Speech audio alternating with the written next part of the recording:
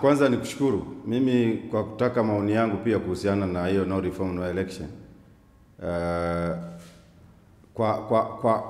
Kwa uelewa wangu na kwa mtazamo wangu na kwa ninavyoona mimi, kwanza nikushukuru sana kwa kutaka maoni yangu kuhusu hiyo. Mimi nafikiri hiyo ajenda yao, ukitazama utamaduni wa Mtanzania ulivyo, tabia na hulka ya Mtanzania ilivyo, haiwezi kufanikiwa. Haiwezi kufanikiwa kwa sababu kwanza wameanza nayo wakati bado uchaguzi miezi kadhaa tu. Lakini pili, Watanzania walio wengi hawajaielewa, wakiwemo hata wao viongozi wa Chadema baadhi na hata wanachama wao, lakini pia Watanzania walio wengi hawajaielewa. Kwa hiyo unavyosema kwamba kusipofanyika mabadiliko ya kimfumo watazuia uchaguzi, sidhani kama watafanikiwa. Na mimi naamini hawatafanikiwa. Hawezi kufanikiwa kwa sababu ya huruka na utamaduni wa Watanzania. Labda nikurejeshe nyuma, wanazungumzia sana kuhusiana na hali ya uchaguzi, tume huru na taasisi zake wanavyofanya kazi. Chadema waliwahi kuwa na wabunge karibu 100, kama sikosei, watanisaisha wenye takwimu nzuri. Kwa tume hii waliingia bungeni, na hata hiyo kamati kuu yao iliyokuwa chini ya Mbowe na sasa ambayo iko chini ya Lissu, wamekaa bungeni miaka mingi sana. Freeman Aikaeli Mbowe kakaa bungeni miaka mingi sana kwa tume hii, tena hata haijafanywa mabadiliko. Lakini Tundu Lissu amekaa bungeni muda mrefu. John Heche ambaye ni makamu wa mwenyekiti bara amekaa bungeni muda mrefu sana. Kwa hiyo wako viongozi wengi, kina Mwakajoka wale nyanda za juu kusini, wamekaa bungeni muda mrefu. Nilikuwa nakaa nao mimi, baadhi yao na pia ni marafiki zetu. Lazima tuwe. Unajua wakati mwingine kuwa Chadema au kuwa CCM au CUF haizuii watu kuwa karibu au kuwa marafiki. Kwa hiyo tunawafahamu vizuri wakati ule wa serikali ya awamu ya 4 na hata wakati wa Mkapa pia kulikuwa na wabunge wa mule. Kwa hiyo ni ajenda ambayo mimi nadhani labda wamejua kwamba hawawezi kufanya vizuri kwenye ngazi ya urais na kwenye ngazi ya ubunge. Lakini mimi kwa mtazamo wangu na kwa ushauri wangu, wangeachana na hiyo ajenda, wangeingiza timu uwanjani, ili anayetaka kugombea ubunge agombee, kama kuna mambo ya urais wagombee, na udiwani watu wagombee kwa namna hiyo. Lakini kusema kwamba tutazuia uchaguzi ni kama kutokuwa na mabadiliko, mimi sidhani kama Watanzania wana tabia hizo. Sidhani. Tabia hizo labda ziko Kenya huko na mataifa mengine, lakini kwa Tanzania sidhani kama wanaweza wakafanikiwa kwa hili. Sidhani, kwa sababu Watanzania wengi wana tabia zao tu tofauti na mtu yoyote duniani, na kwenda kumlazimisha akazuia uchaguzi au aingie barabarani azuie uchaguzi ni jambo ambalo halipo wala halitowezekana. Nazungumzia huruka, utamaduni na tabia zetu sisi wa Tanzania tulivyo. Ukitaka kujua hilo, walikuwa wanahamasisha watu wasiende kujiandikisha kwenye daftari la wapiga kura, lakini watu wanaendelea na kazi kama kawaida kujiandikisha kwenye daftari la wapiga kura na mambo yote yanaendelea. Kwa hiyo wangejifunza tu hata kwenye uandikishaji hapa. Wamehamasisha watu wasiende, lakini watu wanakwenda. Sasa ni ngumu sana kusema kwamba no reform no election ni maneno tu, na mimi ninavyoona Chadema ni walalamikaji tu kama walalamikaji wengine. Yaani mimi kwa ushauri wangu, labda wangeweza kujikita, kwa ushauri wangu wangeweza kujikita kwenye kusaidia wananchi kwenye mambo labda mfumuko wa bei, wazungumzie labda watu labda bei za mchele, bei za vitu, labda wangeweza kujikita huko, waishauri serikali iweze kupambana na kuhangaika kwa kila hali, waweze kushusha bei za vitu, kwa maana ya maybe mafuta ya petroli, kwa sababu mafuta haya yakipanda maana kila kitu kinapanda. Labda wangejikita huko kwenye kudili na vitu ambavyo vina akisi watu katika maisha yao moja kwa moja.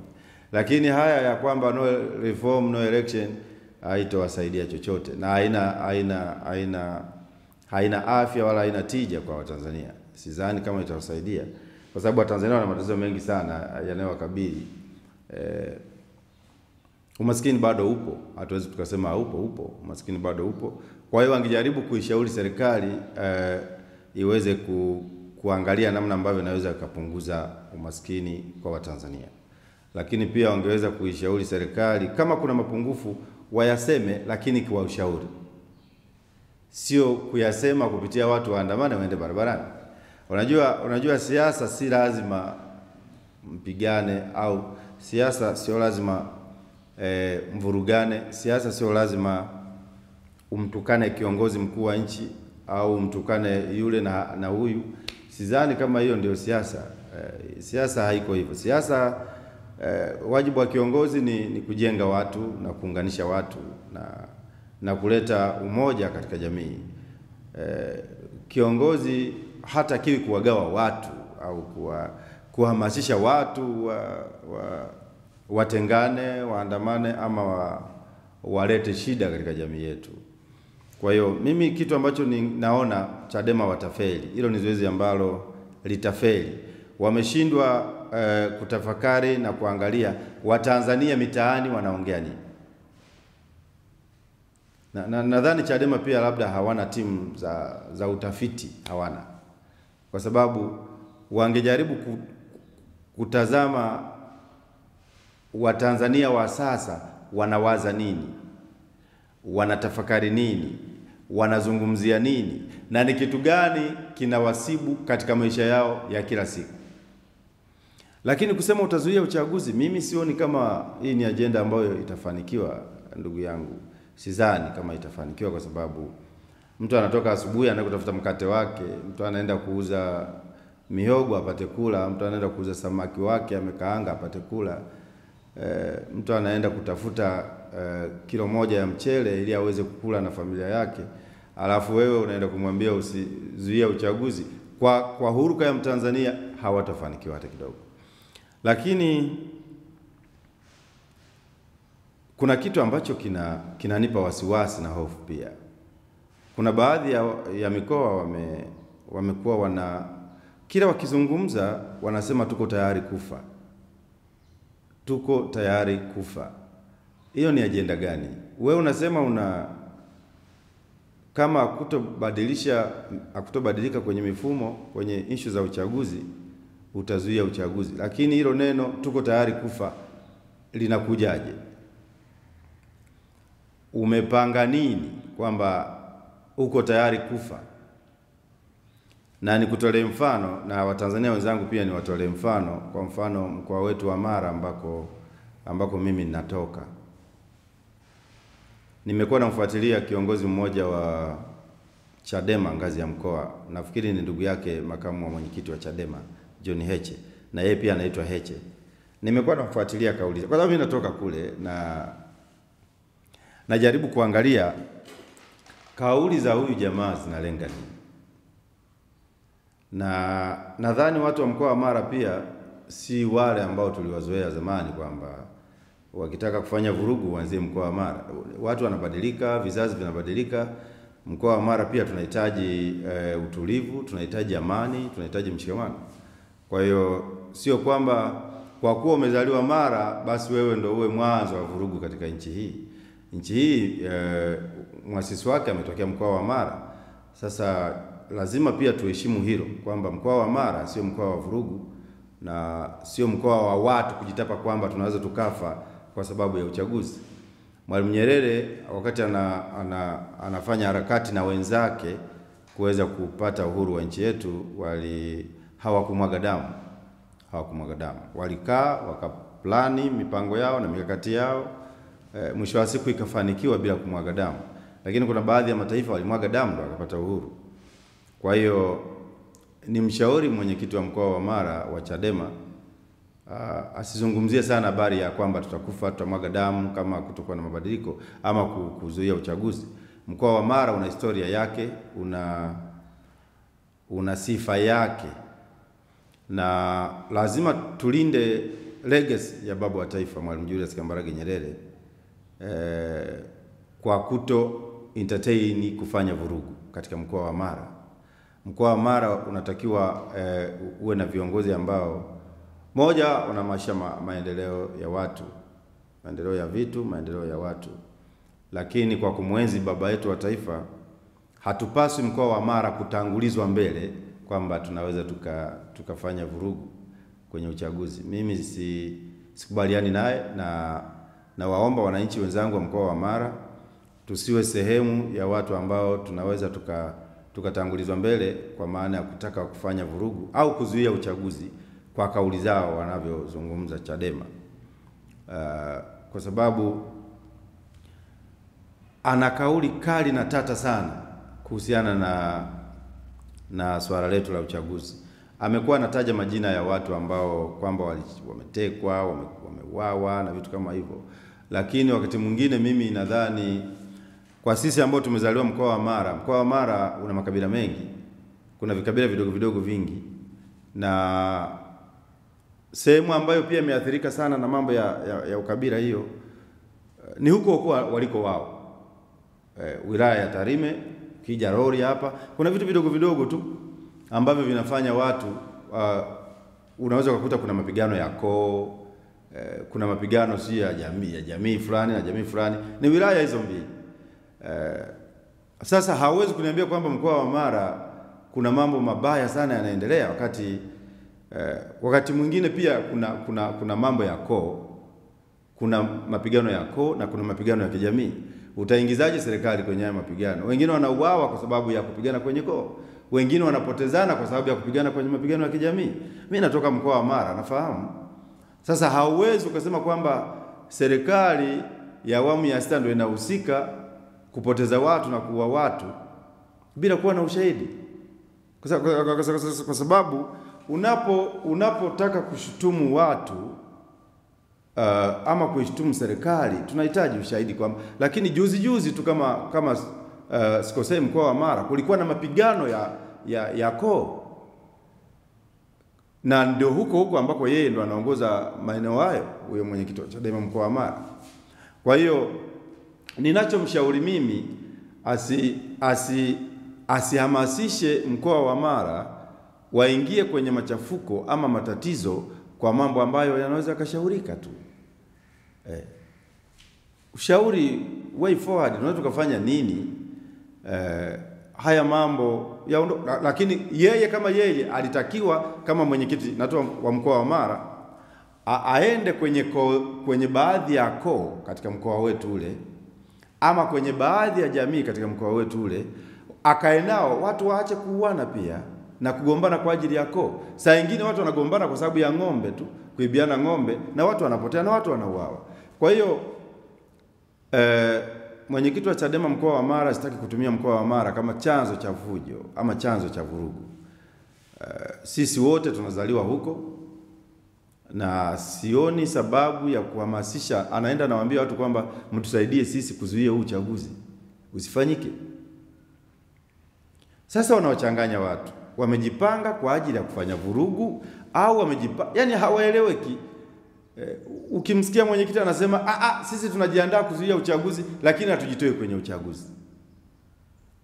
Ukimsikiliza Sugu kule Mbeya anasema mimi najipanga kugombea ubunge. Ukiwasikiliza wengine wanasema sisi tutazuia uchaguzi. Kwa hiyo very confusion. Yaani ni vurugu sana kwa upande wa Chadema kwenye hii agenda yao. Nadhani watafute washauri. Unajua Chadema ni chama kikubwa, hawahitaji kuendesha siasa zao kama harakati. Harakati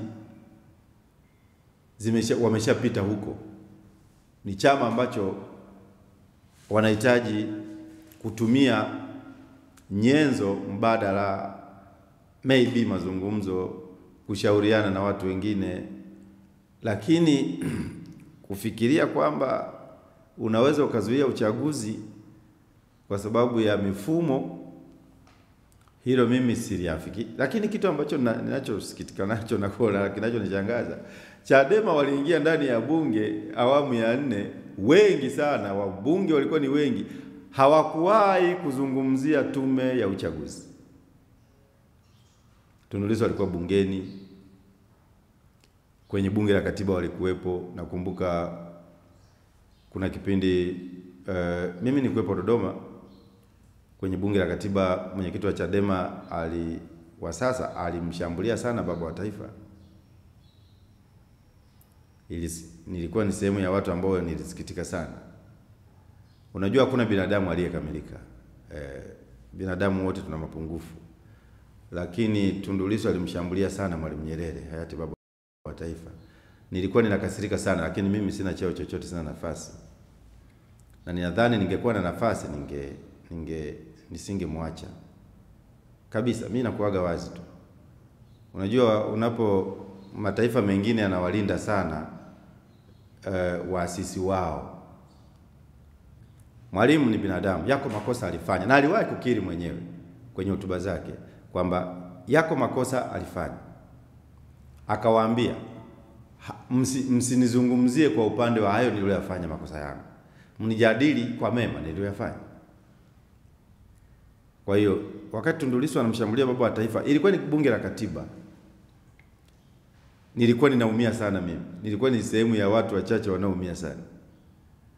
Na nikasema ningekuwa kiongozi, sehemu ya viongozi wa taifa hili, ningemkamata, ningemweka ndani. Pengine angekaa muda mrefu sana. Kwa sababu baba wa taifa alishakiri kwamba kuna mapungufu pia alifanya, kuna mabaya alifanya, lakini kuna mazuri alifanya. Haikupi nafasi ya kumwataki namna ile baba wa taifa ambaye alitumia nguvu zake, uwezo wake, juhudi zake.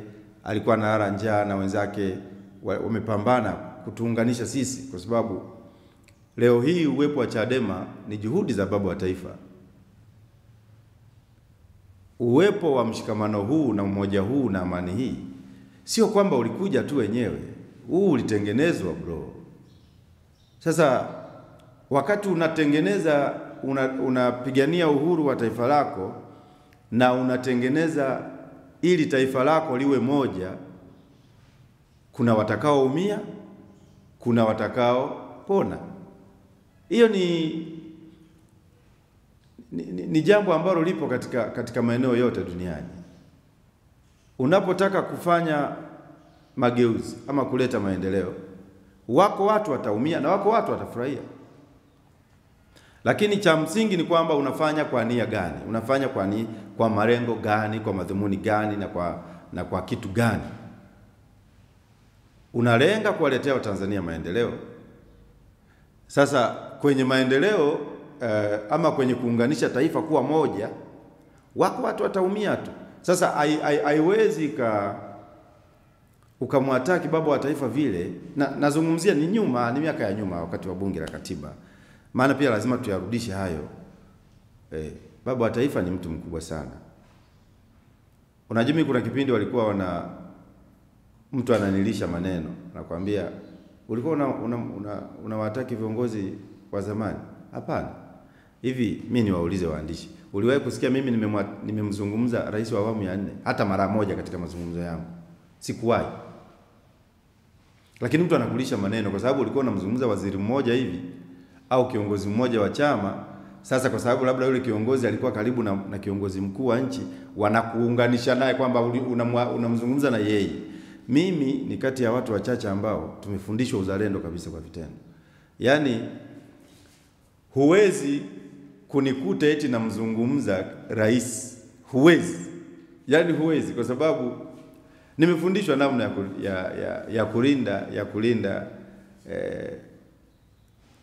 kulinda viongozi wetu wastaafu na kuheshimu viongozi wetu wastaafu kwenye ngazi ya urais. Huwezi.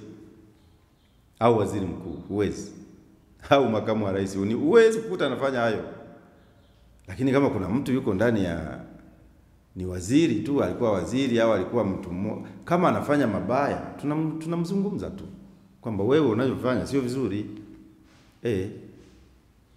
Lakini kwa mtu yoyote ambaye amepitia kwenye elimu za kuwaheshimu na kuwalinda viongozi wetu wastaafu, hasa wenye ngazi ya urais, waziri mkuu na makamu wa rais, mimi ni sehemu ya watu ambao ninalifahamu sana hilo. Sasa unaweza kukuta mtu mwingine ambaye hakupendi anakuunganishia, yeye kwa sababu umemzungumza labda mtu wake, anaunganisha, anakuleta mpaka huko kwingine ambako wewe hukuwahi kufanya. Kwa hiyo utaratibu wa kuheshimu viongozi wastaafu kwenye ngazi ya urais, ngazi ya waziri mkuu na makamu wa rais ni jambo ambalo halina mjadala. Kwa hiyo nilisikitikaga sana. Kwa sababu alikuwa anaongea maneno makali. Yaani anaongea maneno, yani anawatia hasira Wazanzibari, anawatia hasira Watanganyika. Na lengo lake lilikuwa ni nini? Anajua yeye mwenyewe. Lakini nadhani tuhubiri sana, entertain sana na kuhubiri sana umoja wetu, amani wetu na mshikamano wetu. Hayo ndio mambo makubwa sana katika taifa. Huwezi kuwa kiongozi wewe unahamasisha tu watu wagombane, watu watengane, hapana. Kwa hiyo mimi nadhani Chadema waachane na agenda ya kutishia watu kwamba tutazuia uchaguzi kwa njia yoyote ile. Kwa huruka ya Watanzania hilo haliwezekani. Lakini wana agenda gani? Kwa sababu wamekuwa bungeni muda mrefu sana. Na mpaka leo wanapata ruzuku kwa sababu walikuwa bungeni, na mule bungeni kuna watu wao, kina Kenani wale. Wamo mule. Sasa wewe unazungumzia mifumo ambayo kwa nyuma huko ilikuwa mifumo mizuri. Sasa unasema mifumo ni mibaya na unatishia kuingiza nchi katika matatizo na vurugu. Hapana. Na nchi yetu kwa utamaduni wake sisi hatujaumbwa kwa ajili ya kuvurugana na kutaka kuumizana na kutaka kuharibiana mali na kuvunjana heshima kwa sababu ya demokrasia au kwa sababu ya mfumo wa uchaguzi. Mfumo ulikuwa ni ule na wakaingia bungeni. Mfumo ulikuwa ni ule wakateuliwa kwenye bunge la katiba, wengi tu walikuwemo mule, hata wanaharakati wenzangu walikuwemo mule. Wakala posho. Unajua kitu ambacho Chadema wanachangaza? Bunge lile walipiga sana pesa. Sana. Na ulikuwa usikii wanalalamikia habari sijui wabunge wanalipwa fedha nyingi bla bla kwa sababu walikuwa wanapata pesa. Na walikuwa na madili, walikuwa kwenye kamati za bunge mle. Kwa nini wasingekuwa wanagoma? Kwamba kwa sababu huku kuna pesa nyingi bungeni, mgome msichukue hiyo pesa yenu irudi kwa. Mwambie spika wa bunge airudishe kwa wananchi. Nyinyi si mnasema kwamba kuna pesa nyingi bungeni. Sasa hizo pesa zilizoko bungeni mkatae kuchukua mishahara hiyo mishahara yenu iende kwa wananchi. Kuna mtu hata mmoja wa Chadema anakubali hilo? Kwa hiyo wakati mwingine swala la amani ya nchi halina mjadala na mtu yoyote, halina mjadala. Yaani swala la amani ya nchi halihitaji kumuomba mtu. Linapofikia kwamba Tanzania inahitaji kuendelea kuwa moja, hauhitaji kumuomba mtu. Kwa sababu umoja huu ndio unafanya leo Chadema ipo. Umoja huu ndio unafanya leo Chadema wanakwenda Zanzibar, wanakunywa gahawa kule, wanakunywa uji ule wa pilipili wa wenzetu waliofunga kwa sababu ya amani iliyopo. Wanapanda boti, wanapanda ndege hizi ambazo walikuwa wanazipigia kelele kwamba kwa nini mnanunua ndege? Wanapanda ndege kutoka Dar es Salaam, wanatoka mikoani kwao huko, wanakwenda sehemu moja kwenda sehemu nyingine. Kwa hiyo swala la amani, ndugu zanguni na wananchi wenzangu, halina mjadala. Amani hii sio ya kuombaomba. Yaani ni amani ambayo lazima iwepo. Hii ni amani ambayo lazima iwepo. Sio swala la kumwambia mtu na kuomba bwana. Hapana, amani lazima iwepo kwa sababu ndiyo inatufanya leo hii tunaongea, tunatamba, tunafurahi na vitu kama hivyo. Mapungufu kama taifa hayawezi kukosekana. Hakuna taifa lolote ambalo unaweza ukaenda watu wasilalamike. Mataifa yote wako wanaolalamika, wako wanaofurahi, wako wanaohangaika. Cha msingi ni kwamba fanya kazi yako halali.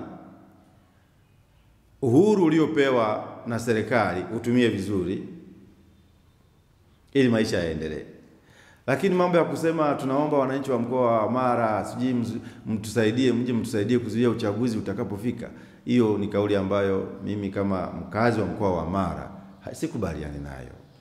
Sikubaliani nayo kwa sababu mkoa wa Mara ni mkoa ambao una historia kubwa katika taifa letu, na wajibu wetu sisi kama wazawa katika mkoa wa Mara lazima tulinde historia ya mkoa wa Mara kwa njia yoyote ile, kwa maana mkoa wa Mara hautakiwi kuwa sehemu ya chanzo cha vurugu ama iwe sehemu ya kuhamasisha watu kufanya vurugu.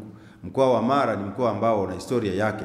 Baba wa taifa hili la Tanzania alitoka Mara, aliunganisha Watanzania wote, makabila karibu 121 yaliunganishwa ili watu wawe wamoja. Alikuwa halali, alikuwa saa nyingine analala njaa, aliwahi kuwekwa mabusu, alidhalilika. Tanzania mimi wakati mwingine wanajiuliza Chadema wanatafuta nini, kwa sababu kama ni uhuru, si tayari uhuru tunao. Kama ni uhuru, tayari uhuru tunao. Utasikia wanakuambia tunapigania ukombozi wa taifa hili la Tanzania. Tanzania lini haiko huru? Tanzania iko huru miaka mingi. Tanzania iko huru tangu 61 huko. Tanzania iko huru. Unapigania uhuru gani wewe? Uhuru wa kuhamasisha watu kuleta vurugu au kutengana? Uhuru gani huo? Kwa mimi nawaomba wakazi wenzangu wa mkoa wa Mara, Watanzania wenzangu katika mikoa yote ya Tanzania, bara na visiwani, uhuru huu, amani hii tunahitaji tu kuitunza. Wedha kwamba yako mapungufu madogo, serikali kama serikali naamini yanafanywa kazi kwa maana ya kupunguza baadhi ya misuguano, baadhi ya malalamiko na baadhi ya watu, kwa sababu hamwezi mkawa taifa alafu mkawa na mtazamo mmoja. Wako watu watakuwa na mtazamo wao na wako watu watakuwa na mtazamo wao. Kwa hiyo lakini mitazamo hiyo iwe chachu ya kuwaunganisha watu tu na kuwaletea watu maendeleo, sio mitazamo ya kutaka kugawa watu, ya kutaka kugawa watu. Hapana. Tunahitaji mitazamo ambayo inajenga zaidi, inalinda zaidi uhuru wa watu, kwa sababu hii nchi ni tumekubali kuwa na uhuru wa vyama vingi, lakini pamoja na kuwa na uhuru wa vyama vingi haikupi wewe kwa sababu tu ni mpinzani uhamasishe watu kuingia barabarani, waharibu mali za watu wengine, uingie barabarani uvuruge uhuru wa watu wengine kwa sababu tu wewe ni mpinzani na katiba inakutambua kama mpinzani. Tusitumie upinzani kutaka kuwagawa watu. Mimi huwa nasema kiongozi mzuri ni yule anayeunganisha watu, anayewafanya watu wawe wamoja tu. Kiongozi mzuri anatakiwa azungumzie shida zinazowakabili watu. Ndio maana nimekuambia awali, Chadema walipaswa wajikite kuwasaidia Watanzania na kuwapigania, kuzungumzia labda bei ya mkaa, labda bei zimepanda za mchele, labda sio kitu gani. Na unapozungumzia habari ya mchele uwe na reference kwamba mkoa wa Mara kilo moja mchele unauzwa shilingi ngapi, Dodoma mchele unauzwa shilingi ngapi, Dar es Salaam mchele unauzwa shilingi ngapi, Mbeya mchele unauzwa shilingi ngapi. Nchi wako watu, hatuwezi tukakataa kwamba Tanzania hakuna umaskini, upo. Lakini ni Tanzania pekee ndo kuna watu maskini. Wajibu wa serikali ni kuwasaidia wananchi waondokane na umaskini, ni wajibu wa serikali. Lakini si kuhamasisha watu kwamba ili umaskini uondoke lazima ufanye vurugu. Hapana. Wajibu wa Mtanzania mmoja kwanza ni kufanya kazi. Akishafanya kazi, yako mahitaji yake muhimu ambayo serikali inaweza ikamsaidia yako moja kwa moja, ikamsaidia kupunguza hayo makali ya maisha yako. Ni kusimamia tu baadhi ya taasisi ambazo zinahusiana na watu moja kwa moja, zinasimamiwa tu kwa weledi, mambo yanapungua. Kwa mfano, tulikuwa na shida ya dola. rais amejitahidi na dola ikawa chini, ingawa sasa hivi imeanza kupanda tena kidogo, lakini ni juhudi za rais na serikali yake. Kuna vitu ambavyo amefanya vimekwenda vizuri. Kuna wakati mchele ulikwenda juu sana pamoja na unga, lakini leo ukitaka mchele mzuri ule kabisa mzuri hauvuki shilingi 2,800 mpaka 3,000. Tulikwenda mpaka 4,000 kipindi fulani, lakini leo mchele umeshuka. Tulifikia tunanunua kitumbua shilingi 1,000, lakini leo utapata kitumbua cha buku na kitumbua cha 500 kipo, na kuna kitumbua cha 200 mpaka 300. Unapata kitumbua unapiga na chai yako, kwa zile ambao ni wale wa mtaani. Mimi kama mimi napenda kitumbua, ndio maana nimekutolea mfano na chapati. Kwa hiyo yako mambo serikali inafanya, rais wetu anajitahidi kufanya vitu, yako mambo anayofanya, na ni yale yanayowagusa watu moja kwa moja. Mafuta yalikwenda mpaka, mafuta ya gari yalikuwa yamekwenda mpaka 4,000 mpaka 5,000 huko, lakini jana mimi nilikuwa kuna nafikiri ni 3,000 kwa maana ya petroli na 2,000 kama na 800 kwa maana ya diesel. Kwa hiyo viko vitu ambavyo tumerejea kawaida, yani vimekuwa kawaida kwamba vilikuwa vimepanda sana, vimeshuka. Kwa hiyo huwezi kusema serikali haifanyi kazi. Serikali inafanya kazi, na rais anajitahidi kufanya kazi ya kupunguzia watu maisha yao. Lakini wakati mwingine wewe mwenyewe mwananchi unapaswa ujipiganie mwenyewe katika familia yako, upambane mwenyewe katika familia yako. Hauwezi ukachukulia mapungufu ya serikali na wewe usipambane kuweza kuimarisha familia yako, kwa sababu serikali ipo. Unapambana, lakini wakati huo unaiomba serikali ikupe nguvu. Ndio maisha ya binadamu. Kwa sababu maisha ya binadamu ukiwa mzima lazima ufanye kazi. Punguza marafiki wasiokuwa na faida. Fanya kazi, punguza marafiki wasiokuwa na faida. Punguza maadui, ongeza marafiki. Maisha yataenda tu. Hauwezi kila siku wewe unailalamikia serikali tu, kama serikali hainifanyi. Hapana. Wewe umezaliwa mwanaume, umezaliwa mwanamke, kazi yako ni kupambana. Ni kupambana upunguze makali ya maisha. Wakati huo serikali nayo inatafuta mbinu ya kupunguzia wewe makali ya maisha. Kwa hiyo nikisikiliza Chadema mkoa wa Mara, ukisikiliza kauli za yule mwenyekiti wa Chadema mkoa wa Mara na ukisikiliza kauli za watu wa mikoa mingine wa Chadema, ni tofauti, zinatofautiana. Kwa mimi ni mshauri mwenyekiti wa Chadema mkoa wa Mara apunguze ukali wa maneno. Kila mtu anajua kwamba iko shida ya watu kupotea, watu kutekwa, na sio maeneo yote. Lakini hayo mambo pia tangu utawala wa kwanza mpaka wa huko juu na mataifa yote duniani, hayo mambo yanatokea tu.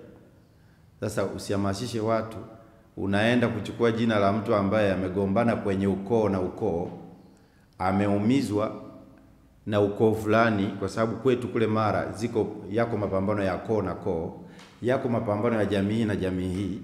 Unachukua watu waliopambana kwenye jamii hii na jamii hii, koo hii na koo hii, unaingiza kwamba serikali ndio imefanya. Hapana, tusifike huko. Wananchi wa mkoa wa Mara wote wanajijua. Mkoa wa Mara ni kati ya mikoa ambayo ina makabila mengi madogo, ukiacha makubwa kama Wakuria, Wajita. Nafikiri Wakuria na Wajita ndio makabila makubwa sana katika mkoa wa Mara wako, lakini kuna makabila madogo yapo kule. Maana ndani ya kabila la Wajita kuna makabila madogo ambayo ni Wajita tu wale, lakini wanaongea Kijita, lakini ni kabila tofauti.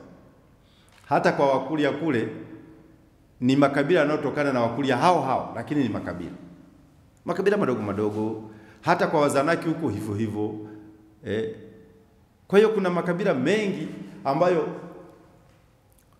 ukienda kwa upande wa Wajita wengi hawapendi vurugu. Si ni waoga, si ndio walivyoumbwa, hawapendi vurugu. Lakini ukienda kwenye wilaya huku Tarime huku na kule Rorya kwa Wajaruo na nini na Wakuria huku Ikira wanani, kule kuna mapigano yako yapo kule. Ukijumulisha na ile migodi tulionayo pale, ipo shida.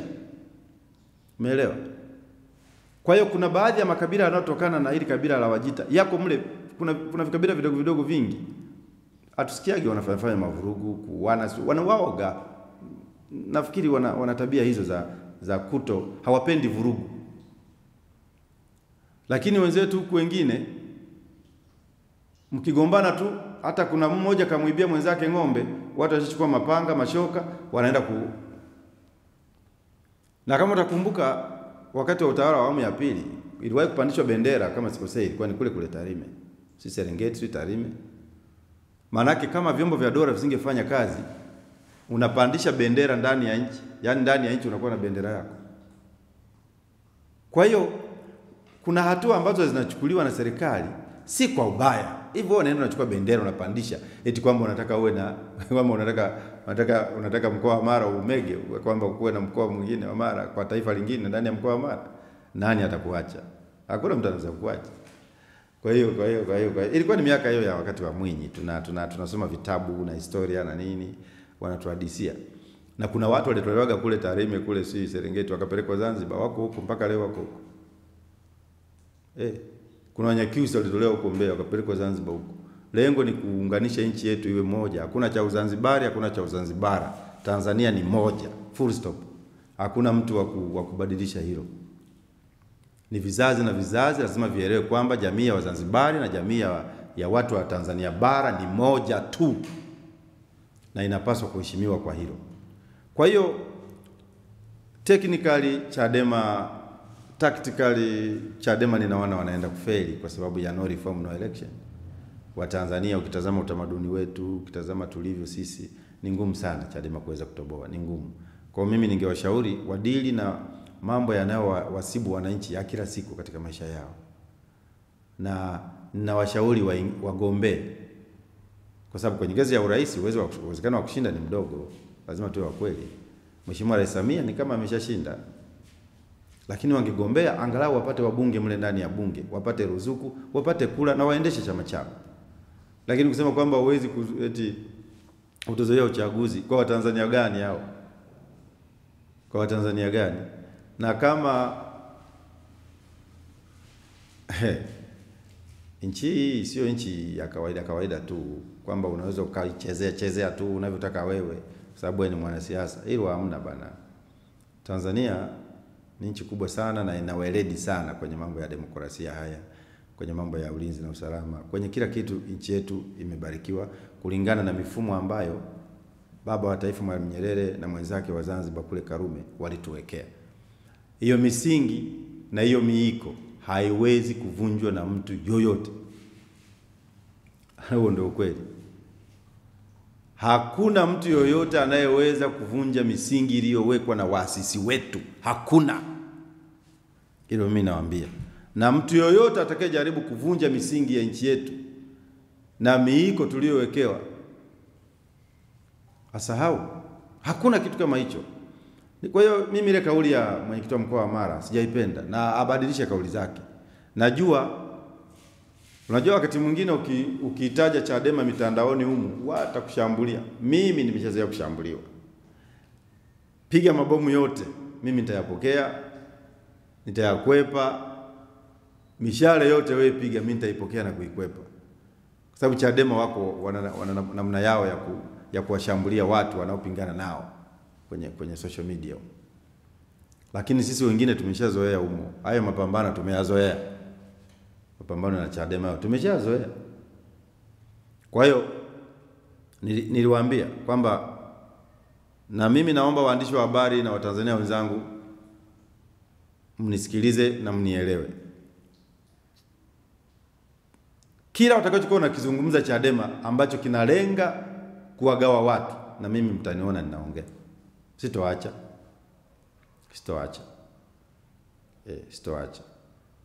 Kwa hiyo nilikuwa najaribu kujibu, si mimi nilikwambiaga naweza nikajibu masaa hata mawili. Nilikuwa najaribu kujibu swali lako ila no reform no election. kwamba haitofanikiwa, hawezi kufanikiwa. Hawezi kufanikiwa. Ni jambo ambalo wanajisumbua tu. Hawezi kufanikiwa. Kamwe hawezi kufanikiwa. Kwa sisi ambao tunajua utaratibu wa Tanzania, hawezi kufanikiwa. Watafute njia nyingine, waingize watu bungeni, bunge lichangamke, maisha yaendelee. Hii ziara yao hii wanaanza ziara ndefu. Hii ziara yao hii wanaenda kunadi no reform no election. Sidhani kama pia itafanikiwa sana. Sidhani kama itafanikiwa sana kwa sababu unaenda kuambia watu kitu gani? Unajua saa nyingine Chadema huwa wanakosea wenyewe, wanatafuta lawama. Wewe rais amekuruhusu ufanye mikutano yako, ingawa kikatiba ni haki yako. Lakini kumbuka rais ana nguvu ya kufanya hata wasitoke hapa mpaka pale. Huo uwezo anao. Lakini rais muungwana amewaambia kwamba fanyeni mikutano, andamaneni. Hawana shukurani. Haya. Wewe unahamasisha watu wazuie uchaguzi mkuu. Unaona hilo ni jambo jema hilo? Unaenda kuhamasisha watu wasiende kujiandikisha. Unaona ni jambo jema hilo? Kwa hiyo mimi ninachoweza kusema ni kwamba hata hiyo ziara yao haitakuwa na mafanikio yoyote katika mikoa walio plan. Wanatakiwa wawe na utamaduni wa kuwajenga Watanzania, waamini kwa umoja wao, kwa mshikamano wao na kudumisha amani yetu tulionayo. Lakini ya mambo ya kusema tunaombeni mfanye hivi, sidhani kama inaweza ikawasaidia. Na mimi ni washauri vijana wa Kitanzania. Vijana wa Kitanzania wao ndo wana safari ndefu sana kuliko sisi wengine. Kwa sababu mtu kishafika 40 unakwenda juu. Ni tofauti na huyu wa 40 39 kushuka chini. Nchi hii itajengwa na vijana wa Kitanzania ambao ni wazalendo. Ukitazama vita ya Kongo DRC, kuna watu wamekwenda wanachukua ardhi yao, wanakalia ardhi yao, wanawachochea wapigane kwa sababu ya rasilimali zao walizonazo tu. Yaani Kongo ingekuwa nchi maskini, usingeona mavita yale kule mashariki mwa Kongo. Ukiona baadhi ya mataifa ya hapo jirani yake yanaendelea, ujue wanaendelea kulingana na rasilimali za Kongo. Sasa vijana wa Kitanzania, mifano ya kujifunza ipo. Ukiona mwanasiasa anakuja kukuambia ingia hapo, kataa hicho kitu ambacho kipo kwa mujibu wa katiba, tafakari mara mbili. Je, utakapoingia kufanya vurugu kwa ajili ya Mtanzania mwenzako, utafaidika nini na utapata nini? Sababu mwisho wa siku utaipasua taifa lako ama nchi yako, na mwisho wa siku utapoteza miguu au mikono, na mwisho wa siku utakufa kifo ambacho cha kujitakia. Una miaka 28. Mtu anakuambia akisha kwamba yule pale hatoki nje. Unatafuta nini? Kwa hiyo Watanzania, kuweni makini sana na wanasiasa wanaohamasisha utengano. Sio jambo zuri sana katika maslahi ya taifa letu. Sio jambo zuri sana. Utengano sio mzuri katika taifa lolote lile. Tujaribu kutengeneza demokrasia yetu bila kupigana, bila kutukanana, bila kuhamashana kutoka mashoka sema hapana. Hapana. Kwa hiyo mikutano yao hii nafikiri wanataka waonekane tu kwamba na wenyewe wanafanya kazi, lakini sidhani kama watafanikiwa. Na ninawaomba kwenye mikutano yao wazungumzie shida za watu, sio watukane watu. Wazungumzie shida zinazowakabili wa Tanzania. Sio watukane viongozi walioko serikalini. Sio watukane rais wetu na viongozi wenzake. ninawashauri kwenye mikutano yenu Chadema, nendeni mkazungumzie matatizo ya watu, mfumuko wa bei. Kama unaona kuna ubovu wa barabara hapo, ongea. Kama unaona hapo hakuna haki na una uthibitisho, una kila kitu unacho, ongea. Lakini sio mtukane rais, sio watukane viongozi wengine. Kumtukana Mheshimiwa Rais ni jinai.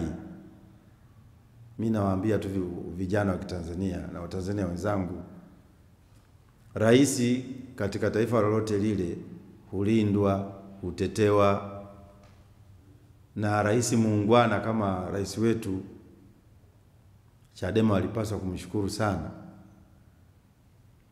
Chadema sasa hivi hawazungumzii wafungwa wa kisiasa walikuwa 400 magerezani. Mheshimiwa Rais Samia kawatoa wote.